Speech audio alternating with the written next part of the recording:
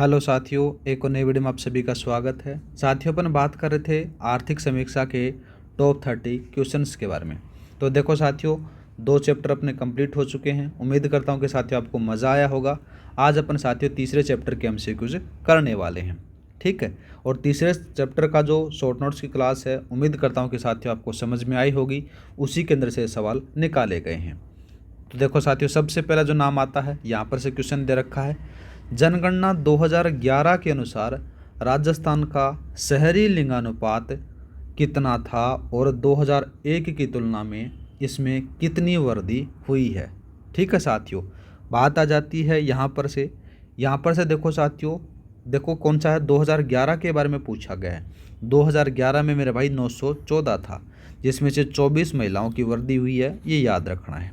ठीक है, बात की जाए साथियों 2001 के बारे में, तो 2001 था ना, 2001 के अंदर मेरे भाई कितना था वो याद रखना, उस समय था 890। और 2011 में कितना है मेरे भाई, उसके बारे में बात करें तो 914 आ जाता है। यहाँ पर से वृद्धि कितनी की हुई, 24 की हुई। ये थोड़ा सा याद रखना है, सरल सा सवाल था, आराम से कर सकते हो। नेक्स्ट बात करते हैं। सवाल दे रखा है कि जनगणना 2011 के अनुसार राजस्थान में प्रवास करने वाली महिलाओं का सर्वाधिक प्रतिशत 59.11% किस कारण से होता है। तो आपको मैंने बताया था मेरे भाई, वैवाहिक कारणों से होता है। ठीक है, आगे बात करते हैं। सवाल दे रखा है तीसरा। तीसरे से पहले मैं थोड़ा सा और समझा दूं क्या, ये तो आपने महिलाओं के बारे में देख लिया।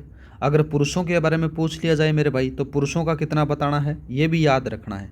उसमें से परसेंटेज है 49.16%। ये रोज़गार के लिए मेरे भाई, ठीक है, रोज़गार के लिए एक शहर से दूसरी जगह जाते हैं पुरुष हैं मेरे भाई। ठीक है, ये याद रखना, महिलाएं वैवाहिक कारणों से जाती हैं। आगे बात करते हैं मेरे भाई। दिए गए आंकड़ों के अनुसार 2011 में राजस्थान की कुल जनसंख्या में शहरी जनसंख्या की हिस्सेदारी लगभग कितने प्रतिशत थी और भारत की तुलना में यह कम थी या फिर अधिक थी। सवाल बहुत मस्त बनाया है भाई एग्जामिनर ने। तो देखो साथियों, सबसे पहले बात करें, यहाँ पर से आपको जनसंख्या का हिस्सेदारी बतानी है। इसके बारे में बात करें तो मेरे भाई, तो यहाँ पर से आपको क्या देखने को मिलेगा, यहाँ पर से थी 24.87%, 24.87%। और ये भारत से कम थी मेरे भाई, भारत से कम थी, याद रखना है। ठीक है, अब देखो साथियों, अपन भारत के बारे में बात करें तो भारत की कितनी थी मेरे भाई, ये थी 31.14%। ये भी थोड़ा याद रखना है, ये भारत की थी और ये राजस्थान की। ठीक है लाडले, तो ऑप्शन नंबर आपका सी एकदम सही रहेगा। नेक्स्ट बात करते हैं। सवाल मस्त दे रखा है। जनगणना 2011 के अनुसार राजस्थान की कुल साक्षरता दर, ग्रामीण साक्षरता दर तथा शहरी साक्षरता दर का सही क्रम आपसे पूछा गया है और निम्न से उच्च पूछा गया है। मैं बार बार बोलता हूं मेरे भाई, क्वेश्चन को ध्यान से पढ़ा करो, आराम से सवाल हो जाएगा। मेरे को 100% पता है कि आपको क्वेश्चन आता है, लेकिन आप गलती क्या करते हो, जल्दबाजी में क्वेश्चन पढ़ते हो और उसका मीटर खींच कर आ जाते हो और वो गलत हो जाता है। तो बात हो रही है यहाँ पर से उच्च से निम्न की तरफ बात हो रही है। तो साथियों, सबसे पहला जो नाम आता है वो शहरी क्षेत्र का आता है। तो शहरी क्षेत्र में लाडले कितनी है, तो याद रखना 79.70% आपको देखने को मिलेगी। इतना आपने देखा।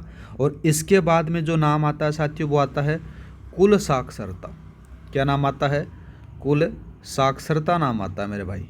और कुल साक्षरता कितनी थी मेरे भाई, 66.11%। और बाद में जो नाम आता है मेरे भाई, वो आता है ग्रामीण साक्षरता। ग्रामीण साक्षरता दर 61.40%। ठीक है, ऑप्शन नंबर आपका कौन सा सही रहेगा, देखो साथियों, यहाँ पर से आपका जो सही रहेगा, शहरी साक्षरता नंबर, कुल साक्षरता दर और ग्रामीण साक्षरता दर, ऑप्शन नंबर आपका सी सही रहेगा। ठीक है, सवाल को ध्यान से पढ़ोगे ना, आप जो भी टेस्ट सीरीज दे रहे हो ना, मेरी बात मानो कि आप जिस टेस्ट सीरीज दे रहे हो उस टेस्ट का अंदर से आप क्या करो, उस सवाल को ध्यान से पढ़ना। और ध्यान से पढ़ने के बाद में आप खुद एनालिसिस करना कि आप कितने सवाल सही कर आते हो और कितने गलत छोड़ कर आते हो। ठीक है, नेक्स्ट बात करते हैं। सवाल दे रखा है, देखो मेरे भाई, कथन और कारण वाला दे रखा है। कथन क्या दे रखा है कि शहरीकरण आर्थिक विकास का इंजन है। दूसरा बात करें मेरे भाई, यहाँ पर से शहरों और महानगरीय क्षेत्रों का वैश्विक सकल घरेलू उत्पाद में लगभग 80% योगदान है मेरे भाई। तो देखो साथियों, इसमें से क्या है कि कथन ए है और कारण आर है, दोनों सही हैं, और कारण आर है वो ए की सही व्याख्या करता है लाडले। तो ऑप्शन नंबर आपका ए है वो एकदम राइट रहेगा। ठीक है, ऐसे सवाल भी पूछ सकता है। तो मैंने सारे के सारे सवाल आपके लिए रखे हैं, एकदम सारा का सारा, जैसा भी एग्जामिनर चाहता है वैसे सवाल मैंने यहाँ पर से रखे हैं। और साथियों, अगर आपको सचमुच में टॉप 30 की जो सीरीज आपको अच्छी लग रही है तो थोड़ा सा मेरे को मोटिवेशन देने के लिए मेरे भाई चैनल को लाइक शेयर सब्सक्राइब करना न भूला करें, और अपने साथियों के साथ में ज़्यादा से ज़्यादा शेयर किया करो, जिससे उनका जो टॉप 30 वाले जो MCQs अपन करते हैं आर्थिक समीक्षा के, उनको भी पढ़ने में मज़ा आए और उनका भी भला हो मेरे भाई। ठीक है, सवाल क्या दे रखा है कि राजस्थान के नगरीय निकाय में दीनदयाल अंत्योदय योजना राष्ट्रीय शहरी आजीविका मिशन का आरंभ कब हुआ। तो मेरे भाई ये जो योजना होती है ये 25 सितंबर 2014 को स्टार्ट होती है, ये याद रखना है।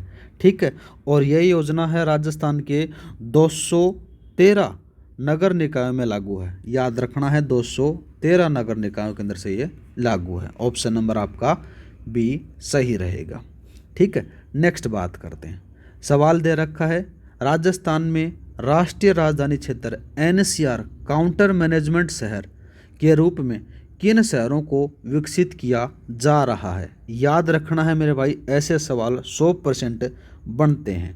2 शहर हैं मेरे लाडले, जिसमें से जयपुर और कोटा इसका सही आंसर रहने वाला है। ठीक है, दूसरा बात करें मेरे भाई, इसके अंदर से देखो, अगर ये पूछ लिया जाए NCR में शामिल होने वाले, बोल सकते हो कि यहाँ पर से राष्ट्रीय राजधानी क्षेत्र में शामिल होने वाले 2 जिले पूछे तो कौन सा बताना है मेरे भाई, अलवर भरतपुर बताना है लाडले। ये दोनों चीज़ें याद रखना है, इम्पोर्टेंट सवाल है, कैसे भी बन सकता है, याद रखना है।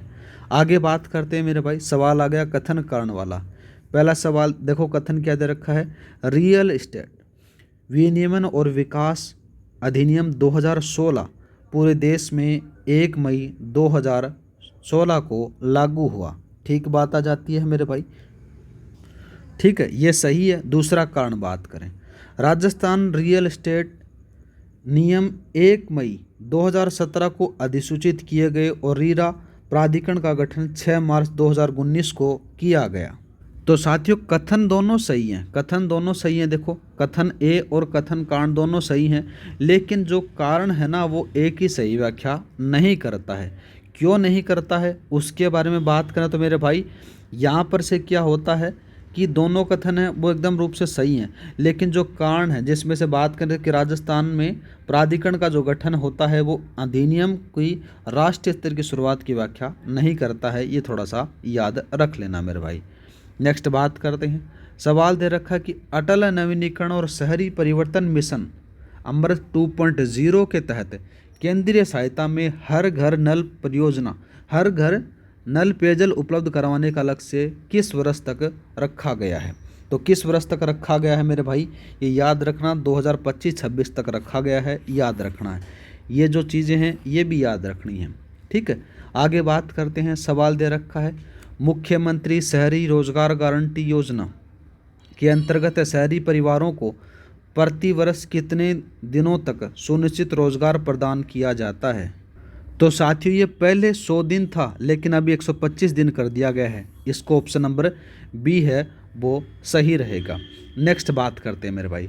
सवाल मस्तता दे रखा, देखो, राजस्थान में श्री अन्नपूर्णा रसोई योजना के तहत आम जनता को रियायती दर पर भोजन की प्रति प्लेट लागत क्या है और राज्य सरकार प्रति प्लेट कितना अनुदान देती है। ये शहरी क्षेत्र के संदर्भ में बात हो रही है मेरे भाई। तो ये याद रखना, पहली बात आ जाती है कि जो प्रति प्लेट है वो 8 रुपये में मिलती है। ठीक है, और राज्य सरकार के द्वारा जो अनुदान दिया जाता है वो 22 रुपये दिया जाता है। ऑप्शन नंबर ए है वो सही रहेगा साथियों। ठीक है, नेक्स्ट बात करते हैं। सवाल दे रखा कि जनगणना 2011 के अनुसार राजस्थान में 1 लाख से अधिक जनसंख्या वाले कुल कितने शहर हैं। तो मेरे भाई याद रखना 30 शहर हैं। ठीक है, कितने हैं, 30 शहर। दूसरा बात करते हैं। सवाल दे रखा कि राजस्थान में नगरीय विकास प्राधिकरण कुल कितने हैं। तो मेरे भाई इनकी जो संख्या आ जाती है वो ये याद रखना साथियों, यहाँ पर से आपको 6 देखने को मिलेंगे। और 6 कौन कौन से हैं लाडले? जयपुर, जोधपुर, कोटा, उदयपुर, बीकानेर और अजमेर आपको देखने को मिलते हैं। ठीक है, आगे बात करते हैं। सवाल दे रखा है कि राजस्थान आवासन मंडल RHB की स्थापना कब की जाती है। तो देखो साथियों, इन ऑप्शनों के हिसाब से बात की जाए ना तो सरल सा सवाल है, ज़्यादा कोई हार्ड है नहीं। वैसे देखा जाए तो देखो यहाँ पर से 2024 में नहीं होती है, 2017 में भी नहीं होती है, 2019 में भी नहीं होती है। तो 24 फरवरी 1970 को होती है राजस्थान आवासन मंडल की स्थापना। ठीक है लाडले, आगे बात करते हैं। सवाल दे रखा है, मस्त सा सवाल आ जाता है साथियों। देखो सवाल क्या है कि जयपुर मेट्रो रेल कॉरपोरेशन के चरण 1B चांदपोल से बड़ी चौपट परियोजना की वित्त व्यवस्था किस प्रकार की गई थी। ऐसा सवाल बहुत बार पूछा जाता है, ये याद रखना मेरे भाई। इसके बारे में बात करें तो साथियों ये एशियाई विकास बैंक ADB के द्वारा की जाती है, याद रखना है। ठीक है, ऋण कितना है? 810 करोड़ रुपए और शेष है वो राज्य सरकार के द्वारा वहन किया जाता है। चरण 1B के बारे में बात करें तो मेरे भाई इसमें से 1126 करोड़ रुपए की लागत आती है, जिसके अंदर से ADB के द्वारा, एशियाई विकास बैंक के द्वारा मेरे भाई 810 करोड़ रुपए का ऋण यहाँ पर से दिया जाता है और शेष जो बचता है वो राज्य सरकार वहन करती है। ये थोड़ा सा याद रखना, ऑप्शन नंबर B सही रहेगा। नेक्स्ट बात करते हैं। सवाल आ जाता है मेरे भाई, भारत में पंचायती राज व्यवस्था का उद्घाटन 2 अक्टूबर 1959 को किस स्थान पर हुआ। तो मेरे भाई नागौर राजस्थान से इसका उद्घाटन होता है, ये याद रखना है। दूसरा बात करते हैं, सरल सा सवाल है, आगे बात करते हैं। देखो साथियों यहाँ पर से, और इसका जो उद्घाटन किया जाता है वो भी याद रखना किसके द्वारा किया जाता है। तो ये याद रखना जो प्रथम प्रधानमंत्री रहते हैं पंडित जवाहरलाल नेहरू के द्वारा किया जाता है। आगे बात करें, मुख्यमंत्री ग्रामीण रोजगार गारंटी योजना के तहत मनरेगा में 100 दिन का रोजगार पूरा होने पर सामान्य परिवारों को कितने अतिरिक्त दिनों का रोजगार प्रदान किया जाता है। ऐसे ही सवाल आते हैं तो 25 दिन का अतिरिक्त रोजगार प्रदान किया जाता है मेरे भाई। आगे बात करते हैं। सवाल दे रखा कि 15वें वित्त आयोग की अनुशंसा के आधार पर पंचायती राज संस्थाएं जिसमें से जिला परिषद, पंचायत समिति, ग्राम पंचायत को अनुदान राशि किस अनुपात में वितरित की जाएगी। तो मेरे भाई इनमें तीनों के बारे में पूछा गया है। जिला परिषद के बारे में बात करें, पहले परिषद आ जाता है मेरे भाई, तो परिषद आ जाता है, फिर आ जाता है साथियों समिति आ जाती है। ठीक है, फिर कौन सा आता है? समिति आती है मेरे भाई, और समिति के बाद में साथियों पंचायत आती है। इनका रेशियो पूछा गया है। तो देखो साथियों इनका जो रेशियो आएगा वो आएगा 5, 20 और 75। 5, 20, 75 वाला कौन सा है? ऑप्शन नंबर आपका B सही रहेगा। ठीक है, नेक्स्ट बात करते हैं। सवाल दे रखा कि राजस्थान ग्रामीण आजीविका विकास परिषद की स्थापना कब की गई। तो मेरे भाई अक्टूबर में की जाती है, अक्टूबर 2010 में होती है, ये याद रखना है। नेक्स्ट बात करते हैं। स्वच्छ भारत मिशन के तहत ग्रामीण क्षेत्र में व्यक्तिगत घरेलू शौचालय के निर्माण और उपयोग के लिए लाभार्थी को कितनी प्रोत्साहन राशि प्रदान की जाती है। तो मेरे भाई सीधी सी बात है कि 12,000 रुपये प्रदान किए जाते हैं। ऑप्शन नंबर आपका B सही रहेगा। नेक्स्ट बात करते हैं। सवाल दे रखा है, मिशन अमृत सरोवर का उद्देश्य प्रत्येक जिले में न्यूनतम कितने तालाब का निर्माण विकास करना है, जिसके लिए राज्य का कुल व्यय 2,475 है। तो इनकी संख्या साथियों 75 आएगी, ये याद रखना है। उनमें देखा था अपने शॉर्ट नोट्स में, सारी चीज़ें आपको मिल जाएंगी यहाँ पर से। आगे बात करें, प्रधानमंत्री जनजातीय आदिवासी न्याय महाअभियान के तहत 12 जिले के शहरिया परिवार को आवास निर्माण, शौचालय निर्माण तथा मनरेगा से देय अनुमानित पारिश्रमिक राशि मिलाकर कुल कितनी राशि प्रदान करने का प्रावधान है। सवाल पहले ही दे रखा है 2,35,000 रुपये का। ऑप्शन नंबर आपका C सही रहेगा। नेक्स्ट बात करते हैं। राजस्थान बायोफ्यूल प्राधिकरण द्वारा संचालित मुख्य उपक्षेत्र कौन से हैं। तो साथियों ये सवाल मैंने करवाया था। चमड़ा, ऊन, वस्त्र और लघु खनिज आपको देखने को मिलेंगे। नेक्स्ट बात करते हैं। राजीविका की उजाला मिल्क प्रोड्यूसर कंपनी लिमिटेड की स्थापना किस जिलों में 40,000 महिला डेयरी उत्पादकों को बढ़ावा देने के लिए की गई है। तो कहाँ कहाँ पर की गई है मेरे भाई, इनके बारे में याद रखना। ये की गई है कोटा, बारा, झालावाड़, करौली, सवाईमाधोपुर और बूंदी में की गई है। ठीक है, नेक्स्ट बात करते हैं। सवाल दे रखा कि महात्मा गांधी जन भागीदारी विकास योजना की फंडिंग किस प्रकार की जाती है। तो इसके बारे में बात करें तो मेरे भाई किस प्रकार से की जाती है, ये राज्य सरकार के द्वारा वित्त पोषित है, ये याद रखना है। ठीक है, नेक्स्ट बात करते हैं। डांग क्षेत्र विकास कार्यक्रम के तहत राजस्थान के कितने जिलों को शामिल किया गया है। ये सवाल मैंने बताया था साथियों जब अपन शॉर्ट नोट्स देख रहे थे, तो कितने जिलों को शामिल किया गया है ये याद रखना। इसमें से 8 जिलों को शामिल किया गया है। और वो 8 जिले कौन से आते हैं साथियों। अब बात की जाए तो साथियों जो 8 जिले हैं वो कौन कौन से हैं, यहाँ पर से एक तो करौली है मेरे भाई, कौन सा है, करौली आ गया। और करौली के बाद में एक और आ जाता है लाला भरतपुर आ गया। और भरतपुर के साथ में साथियों एक आ जाता है सवाईमाधोपुर आ गया। सवाईमाधोपुर के बाद में साथियों कोटा आ गया। कोटा के बाद में साथियों कौन सा आ गया, बूंदी आ गया मेरे भाई। ठीक है, और बूंदी के बाद में एक लास्ट आ जाता है झालावाड़। ठीक है, ये 8 ज़िले हैं। और साथियों गांवों के बारे में पूछ लिया जाए, ज़्यादा डीपली पूछ लिया जाए तो याद रखना 2192 है। 2192 गाँव में को शामिल किया गया है, ये याद रखना है। ठीक है, आगे बात करते हैं। सवाल क्या दे रखा है, राजस्थान राज्य आपदा मोचन निधि में केंद्र सरकार और राज्य सरकार का योगदान किस अनुपात में शामिल होता है। ऐसे सवाल बहुत बार पूछे जाते हैं, तो ये याद रखना मेरे भाई। यहाँ पर से जो केंद्र सरकार है उसका 75% हिस्सा है, राज्य सरकार का लाडले 25% है। ऑप्शन नंबर आपका बी सही रहेगा। नेक्स्ट बात करते हैं। सवाल दे रखा है, बहुत बढ़िया सवाल है, ज़्यादा बड़ा है। तो बड़े सवाल होते हैं मेरे भाई वो सरल होते हैं, बस उनको पढ़ने के लिए आप क्या करते हो, जल्दबाजी में उनको गलत कर आ जाते हो। सवाल क्या दे रखा है मेरे भाई, यहाँ पर से सवाल दे रखा है, कथन दे रखा है पहला, राजस्थान जैव ईंधन नियम 2019 के तहत बायोडीजल B100 की खुदरा बिक्री को विनियमित करने के लिए नियम बनाने और लागू करने वाला राजस्थान पहला राज्य है। बात एकदम सही है लाडले। दूसरा बात करें, राजस्थान बायोफ्यूल प्राधिकरण 2007 में गठित ने दिसंबर 2024 तक 102 बायोडीजल B100 मोबाइल खुदरा दुकानों को पंजीकरण किया। ये बात भी यहाँ पर से सही आती है।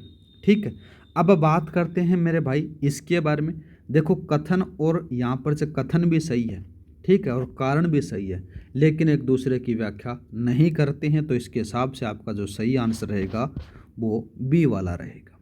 ठीक, नेक्स्ट बात करते हैं। सवाल दे रखा है मेरे भाई, विधायक स्थानीय क्षेत्र विकास योजना के तहत प्रत्येक वित्तीय वर्ष में प्रति विधानसभा क्षेत्र में कितनी राशि का आवंटन निर्धारित किया गया है। सरल सा सवाल है, 5 करोड़ रुपए। ठीक है, नेक्स्ट बात करते हैं आज का लास्ट सवाल। राजस्थान में मगरा क्षेत्र विकास कार्यक्रम में निम्नलिखित में से कौन सा जिला शामिल नहीं है मेरे भाई। तो देखो साथियों यहाँ पर से जो करौली है ना ये शामिल नहीं है। मगरा क्षेत्र विकास कार्यक्रम के अंदर साथियों 5 जिले हैं। कितने जिले हैं लाडले, 5 जिले हैं, जिसमें से एक तो ब्यावर आ गया, ब्यावर के साथ में भीलवाड़ा आ गया मेरे भाई। कौन सा आ गया, भीलवाड़ा आ गया। और भीलवाड़ा के बाद में लाला पाली आ गया, बाद में एक चित्तौड़ आ गया। ठीक है, चित्तौड़गढ़, और चित्तौड़गढ़ के बाद में साथियों राजसमंद आ गया। ये ज़िले हैं जो मगरा क्षेत्र के अंतर्गत आते हैं।